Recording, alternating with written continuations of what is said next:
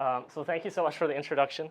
I am honestly a bit nervous about doing this. I just got back from Cape Town a few weeks back, and the idea of trying to compress an entire year of amazing adventures and friendships and all sorts of things into a 20-minute presentation is a bit daunting. I'll do my very best. I promise I will fail miserably at that. But I'll try and hit the highlights, and then you can ask questions later. But just to begin, just really want to say thank you about 1,000,000 times over. And I've luckily had the opportunity to say thank you a lot in the past year every time I get in front of a Rotary audience. Part of the Ambassadorial Scholarship is that whenever we're overseas, whenever I was in Cape Town, I would visit clubs all over the city and all over the country, in fact, and had the opportunity to say thank you just a whole lot. I was sponsored by the Plano Sunrise Club here in this district. And literally as soon as I stepped off the plane in Cape Town, I was just wrapped up by Rotary. I had like 7 people there at the airport welcoming us. My wife went with me. Our host family welcomed us with open arms, and we stayed with them for weeks. And they helped us find car and housing and all these sorts of things. And they continue to invite us over to Sunday lunch at their house almost every weekend. Yeah, we just fell in love with our Rotary Club there in general. So it actually became a bit difficult to sort of visit other clubs in the district and give presentations there because we fell in love with our Rotary Club so much. We didn't ever want to leave. So yeah, just a really amazing year, a really life-changing experience. So I'll do my very best to hit the highlights, and like I say, I'll probably go too fast. But any questions you have afterwards will be great. There we are. Okay, so just really quickly, I'm sure most of you know where Cape Town is in South Africa there, appropriately at the southern tip of Africa. Cape Town is not actually listed on the map. It's where it says Cape of Good Hope there in the southwestern corner of the continent. A few other quick bits before we get into a bit of context. It's known as the Rainbow Nation because there is a lot of diversity there. It has a population of about 50 million.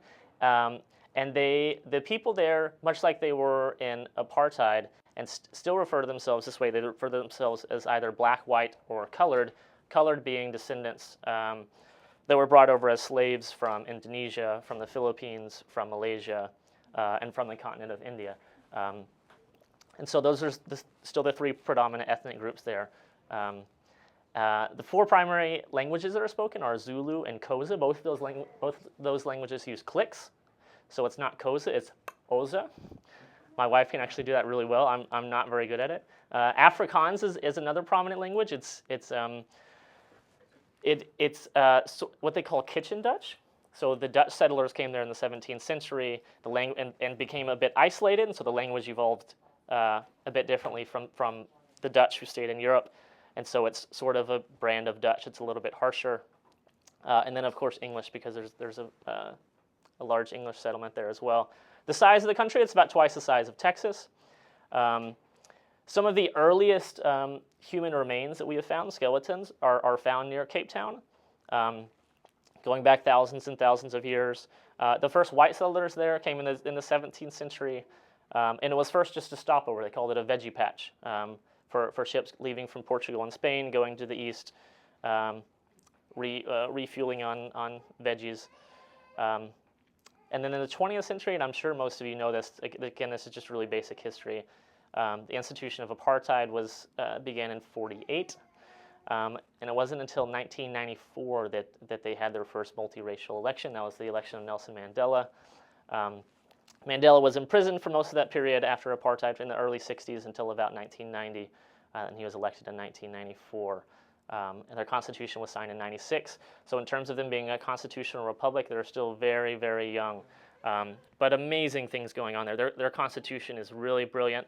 And there's such a tangible struggle there still to try and sort of move the country forward in terms of lifting people out of poverty. There's just such a strong sense of social justice there. It's a really amazing atmosphere to be a part of. And their economy is really strong, a lot of agriculture, and they're the world's largest exporters of platinum, gold, and chromium. So not a poor country. There we go. So just a quick preview again. I have 20 minutes, so I'm trying to do this very quickly. I could talk about this for hours. I had such an amazing time. I'm going to introduce you to my Rotary family there in Cape Town.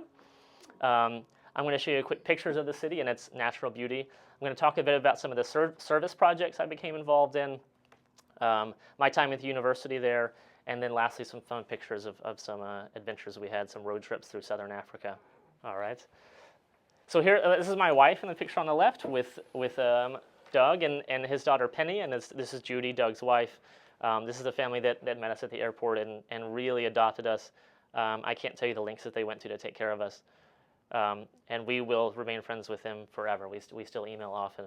They're Rotarians. They are Rotarians, yeah. They're a member of the Table Bay Rotary Club. So their club sort of adopted us, and we attended their meetings weekly whenever I wasn't at other clubs giving presentations. Whoops. There we are. That's the picture out there back door. That's the backside of Table Mountain. And they live right on this lake. They call it a flay. The reason they live on a lake is because they're avid sailors. Their daughter Penny actually sailed in the Beijing Olympics for the South African national team. So there's her taking me out on a little sailboat, which I almost flipped. Good thing she's really good at sailing.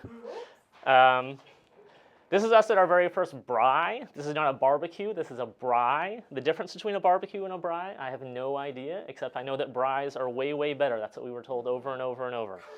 They are very serious about these braais. They have them every weekend. Anytime the weather is nice, you'll see every South African outside with meat on a grill, lots and lots of meat, and a bit of corn as well, which they call mealies. That's not corn.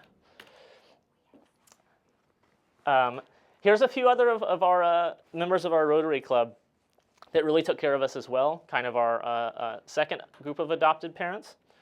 This is Doug and Judy Allison. They're also from Cape Town, and they're actually arriving here probably bringing a ton of furniture over to our apartment because they furnished our entire flat. They were endlessly helpful.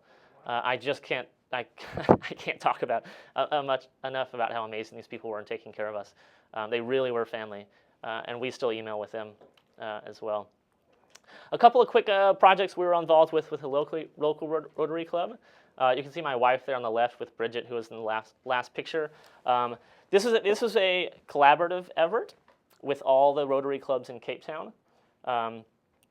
Every club adopted a healthcare site, which aren't typically healthcare sites. They would just find a community center or something, and they sort of rounded up a group of nurses, and they shuffled through. I think in this one weekend we saw 2,500 patients, giving vaccinations, HIV screening, all sorts of things. It was a really amazing effort, and I think overall there were about 20,000 people that were given sort of comprehensive health care in this one weekend. It was a really cool experience. You can see my wife doing the hard work and me over there playing with the kids. That's pretty typical.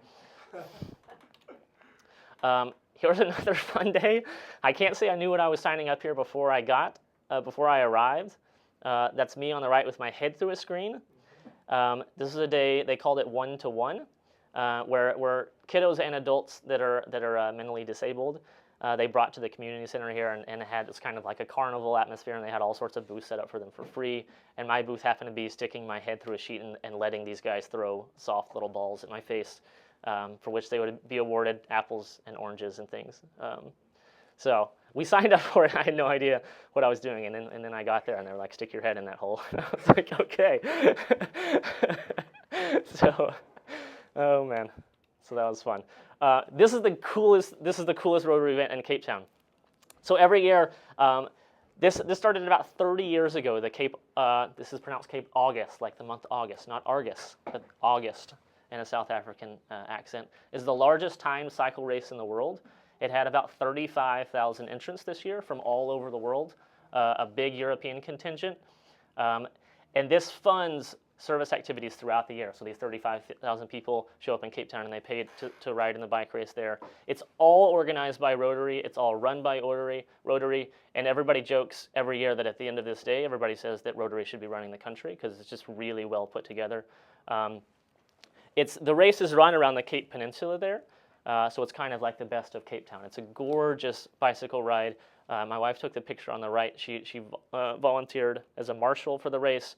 So that's the race, and she turned around and took that shot from where she was standing. So a lot of the time, it was these gorgeous views we were riding around, and there's me at the end of the day with a couple friends, including Penny, who's was taking me out sailing earlier. You participated in the ride? I did, yeah. I rode. Yeah, my host is a really avid cyclist, Doug, and so he roped me into this somehow. In fact, for the second day I was there, the first morning he let me sleep in. The next morning, he had me up at 5:30 in the morning, and we went for like a 60-mile bike ride, and so he kept me busy, yeah. Yes. But it was amazing. Yes. Yeah, it was amazing. So I promised him I would bring my kids back someday to do it with him.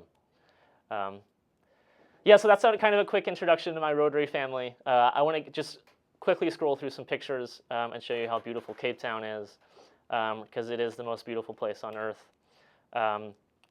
Here's our apartment with our view out the window on the right, and there's Table Mountain. Sitting right there below where you can't see on the mountain is actually my university. I'll show you a picture there of that in a bit.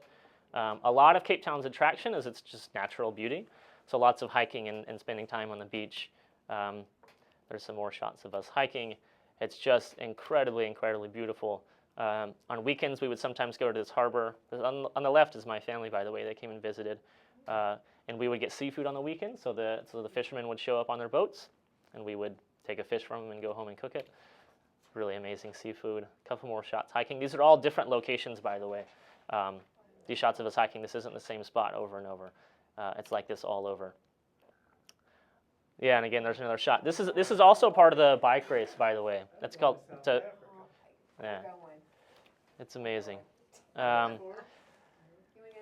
Someone mentioned earlier they like wine vineyards in South Cape Town. Has amazing wine. This is a shot of Constantia wine vineyard, which Napoleon actually visited back in the day and tasted some wine from. We were really spoiled. We'd never had wine before because my wife and we've never really been able to afford to drink it. And there you can get an amazing bottle of wine for about $2. So we enjoyed a lot of wine. There's my wife with some seafood, and there's the famous botanical gardens on the left, which are set again at the base of Table Mountain. There's another hike we did from there where you go straight up to the top. They're also home to a colony of penguins. They stay at the same beach throughout the entire year. It's called Boulder's Beach. And as long as it's warm, they'll be outside sort of basking in the sun. And they're wild, so they jump in the water and they'll swim around with you. That's me on the right. And they'll just kind of swim circles around you. So that's one side of Cape Town. That's sort of your wealthy, picturesque side. Here's the other side of Cape Town, which actually became my favorite part. Khayelitsha is one of the townships on the outskirts of Cape Town. So, Khayelitsha. Yeah. And the townships, this is sort of one of the legacies of apartheid. The townships are divided up, are either black or colored, because they were originally established that way by the South African apartheid government. So they were sort of, if you were colored, they settled you here. It was all forced removals. I'm sure you guys have heard about this. And if you were black, they forced you here. So Khayelitsha is one of the largest townships in South Africa, and it's one of sort of the largest slum settlements in all of Africa. There's about 500,000 people that live there. It's a black township. It's actually growing larger by the day. They get lots of immigration from Zimbabwe, Mozambique, and Swaziland, some other countries. They view Cape Town as sort of the streets are paved with gold type of thing, so they get all sorts of immigration in there. So Khayelitsha is this sprawling city of it's sort of the city's waste, and they sort of build it out of scraps. And I was told not to go there at first because this is where you read in the papers about the murders and the gangs and the drugs. I actually found it to be the most beautiful place in Cape Town. There's this really incredible spirit there. People are so resilient. And if you take the time, I lost a bit of the quote there, but they're really welcoming. So the first time I spent any time in Khayelitsha, here's some of the things that people just sort of walked up to me and hugged me and told me. They kept telling me, we know you've heard bad things about us. We're so glad you came. You're safe here. We love you. You're my brother. It was always this very physical experience. People would just come up and just like hug me for taking the time to sort of hang out there, which was a bit, yeah, a bit sad as well that I was that unique. I wish more people would spend some time out there. So that brings me to a couple of the service opportunities that my wife and I were involved with. This is one of my favorites. This is actually in Khayelitsha. It's actually in 2 townships, but I hung out with the one in Khayelitsha. This is called Ways for Change. And what they do is they're bringing surfing to the townships. So most township kids, although they spend a lot of time outside, have very little access to recreational areas because it can be dangerous because there's gangs and those sorts of things. And so a guy started this organization called Waste for Change, and he got a bunch of the surf shops to donate old surf equipment, wetsuits and surfboards. And they're teaching all these kids how to surf, which took a while for it to catch on because they're, like I say, first of all, they're not really used to recreation, and there's also lots of myths about the water still. There's also great white sharks in the area, and people are afraid of that. But it's really caught on, and the founder, Tim, has used it as a vehicle. His first thought was to use it as a vehicle to teach about HIV awareness, to encourage them to use contraceptive and to be an educational vehicle for that. He's now used it for, they're doing some tutoring services, and he employs all local guys from the township. So the guy there in the middle is Letu. That was one of my buddies. You can see him kind of dancing and being goofy with the kids. But these are all local guys that live in the township that know exactly what the kids are going through.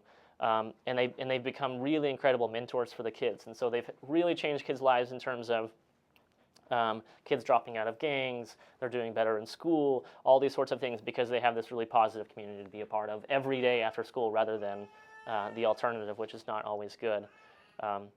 So I think it's really cool for a lot of reasons. One is that there's mentorship opportunities, but also just the opportunity for these kids to sort of escape and play for a little bit is a really incredible thing. So I got to be a part of that. The other organization that I was a part of in Khayelitsha, participated in a bit, it's called the Social Justice Coalition. And the Social Justice Coalition was, again, it was completely grassroots. So it was founded and is run mostly by local people in Khayelitsha. And it was initially started to combat vigilante justice. So what was happening in the townships was, because there wasn't adequate policing there, people would commit crime and they weren't held accountable for it. People would get frustrated and then they would take revenge for themselves. And so this organization was formed to stop that. And so they organized people and encouraged them, instead of taking justice into their own hands, they've encouraged them to lobby the government for this, to provide the services that they are obligated to provide. So they've improved policing in the area. So they've improved safety. One of the other issues that they've taken up, which is really interesting, is the improvement of toilets, which sounds, compared to some of the other issues they're faced with, a bad toilet doesn't sound like that big of a deal. But lots of the people living here don't have access to their own private toilet, so they depend on government toilets in order to use the restroom. For some people, this means walking 2 miles in the middle of the night in order to get to a toilet, and so women have been raped and murdered, men have been beaten. And because the conditions are so bad, you can see children playing in some here. There's thousands and thousands of deaths from waterborne illnesses, and even things like girls missing about 1 out of every 4 days in school because toilets aren't available in schools, and when they're on their menstrual cycle, they're too embarrassed to go to school because they don't have adequate sanitation services, so girls are missing a tremendous amount of school. So this organization is doing really incredible things to lobby the government to sort of bring these resources to them that they are supposed to provide, but don't, and have been able to get away with not providing because these are sort of poor people on the peripheral that nobody cares that much about anyways unless they speak for themselves. The last service organization I can't claim any credit for. My wife is a physician's assistant, and she graduated from Southwestern actually just before we left. And I was really proud of her for the work she did there because a lot of her friends were getting 6-figure jobs. She went and volunteered her services full-time in a pediatric HIV unit here. And was this organization, it's called Kids Positive. They do really incredible work. It's completely free services, and they serve mostly township kids. And in fact, so 3 days a week they're at a hospital in town. The other 2 days of the week they actually travel to township clinics on the outskirts and go to the population there and serve them.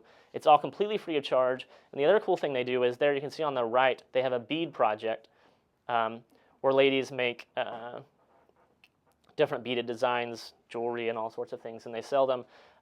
Not to pay for medication for their kids because that's provided free of charge. But what they do is they benefit from those profits directly, and they're able to buy food, transportation, these sorts of things. And so it's more of a holistic care model because if kids are hungry, even if they're getting proper medication, they're not going to heal as well. And so that's real. They're doing really incredible work, have changed a lot of lives. And my wife had an incredible experience. In fact, I'll go back there. A couple of the doctors in the picture there, she stays in very close contact with, who we became very good friends with, and spent a lot of time with, and have promised to keep up with them as well. And there's one of the township clinics on the left. You can see how it's gated for security. Couple more things here. I'm probably going a bit long. At the University of Cape Town, this is a picture of the University of Cape Town. I was studying, in fact, I'm completing now a master's in human rights law. So this is a one-year program that's 4 courses and a master's dissertation. And the university here was amazing. I'll go ahead and click to this next slide. What's really cool about UCT is that so often on university campuses, you get kids that are sort of isolated from the real world and spend most of their time thinking about parties and are kind of disengaged with broader society as a whole. And the whole campus, there's such an amazing movement to sort of improve the lives of people that are less fortunate than them. That's just sort of the general feeling you get on campus. So I would walk into class and this is a protest where actually the entire campus closed down and professors refused to hold classes because there had been a couple of rapes in the townships, and so they were demanding that policing be improved. That sort of thing is going on quite a bit, and UCT has a really strong voice in that regard. During the apartheid days, there's all sorts of pictures of similar types of protests going on to try and improve social conditions for people that aren't fortunate enough to get to the university. UCT is kind of considered the top university in Africa. So my classes were full of kids from Kenya, Tanzania, Mozambique, Zimbabwe, Botswana, Namibia, in addition to South Africa. Plus, there's a pretty large European contingent. So I had classmates from England and Germany, France, Switzerland. It's a really incredible atmosphere. My professors were completely brilliant. And the dissertation I'm now working on is dealing with how to bring social justice to workers and global value chains. So kind of how to prevent things like that happened in Bangladesh not too long ago where 1,000 factory workers died. That's a complex topic that I could talk about for hours, so I will not for now. I would love to talk to you more about it later. A couple more shots of the UCT campus and some friends that took me out for a farewell dinner. At the best braai place in Cape Town, by the way, is in one of the townships, and that's on the right, and it's a blast. So what I'm going to finish up with here is I'm just going to scroll quickly through some pictures.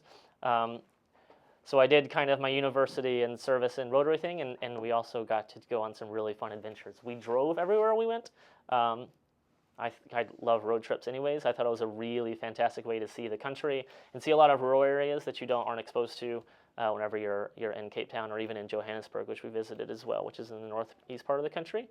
So the pictures I'm going to show you are from a couple different trips. One is we flew to Johannesburg and we drove southeast. That map doesn't show up very well, does it? South below Swaziland. So on the east coast there, we went to a game reserve and then drove way up the east coast into Mozambique. We did another one where we started in Cape Town and drove all the way up the west coast, all the way north through Namibia to Etosha National Park. You can see there in the north. And then we drove east to Victoria Falls, and then down back through Botswana and through Johannesburg. So it's kind of this giant road trip. Yeah, so yeah, a big loop. It was amazing. And we also spent some time traveling in South Africa as well. So I'm just going to kind of scroll through some pictures here. Just some fun stuff. So again, this is the On the road? So they drive on the left side there. Yeah, they do drive on the left. Yeah, because they were colonized by the English. So on the left there are some pictures of rhinos. Those are, I'm sure you've heard about. They're having all sorts of problems with rhino poaching, and they're threatened extinction. Lion there. Is that a game reserve or is that? Yeah, no, it's a game reserve. Yeah. So in South Africa, the game reserves are very distinct. Like you go inside a fence, and there the animals are. I'll show you some pictures in a bit in, say, Namibia and Botswana, where there are no fences. The wild animals are just everywhere. So we were driving down the road once, and we stopped for about 2 hours and just watched this pair of male lions. They were like 10 feet away from us. And there, whenever you go camping, you're told not to get out of your tent at night and go to the bathroom because people have been mauled by lions. And they won't come in your tent. They won't come in your tent, no. Really? Yeah. So even elephants one night, I was scared to death that my dad was sleeping in a ground tent. I did one trip with my family. My dad was sleeping on a ground tent, and this huge elephant was tramping through. And I was scared to death he was going to step on my dad, but he just went like nicely around it. Yeah, so they just don't mess with the tent for whatever reason. I had a friend there who was telling me he was sleeping in a ground tent, and he woke up in the middle of the night once, and he felt something warm next to him. He was sleeping on the edge of the tent, and there was a hyena nestled up against him on the outside of the tent. And so, You carry a gun with you? not allowed. So this is kind of up the East Coast. This is in Mozambique. One day we went on these are called dhows. They're traditional sailboats in the Indian Ocean. So we went on a trip for a couple days in a dhow to all these various islands that actually appear and disappear depending on whether it's high tide or low tide. The water's that gorgeous. Yeah, water's amazing. Yeah. Here's the big trip. This is the trip we did the big loop on. So we went due north and kind of looped back around. We hired a Land Rover with a couple of rooftop tents you can see right there on the left. So we would just park, pull the tents out, and sleep up top so we wouldn't get eaten at night.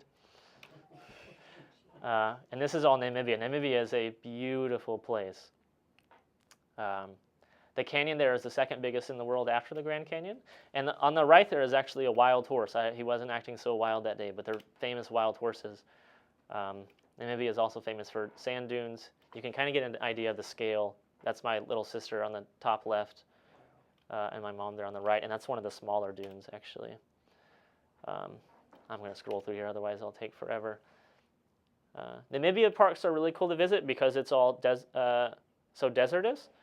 The animals flock to watering holes, so you can just go to a water hole and sit there for hours, and all sorts of things show up rather than having to drive around endlessly.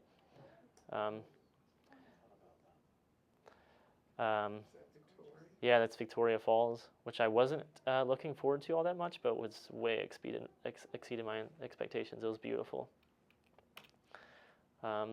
Here's us driving through Botswana. On the left is us trying to figure out how to get out of the sand pit that we were stuck in. And on the right there is a bridge we were crossing. The driving through Botswana was rough going. They actually designed safaris there to fly in on little prop planes and not drive. And so we drove, and it was rough.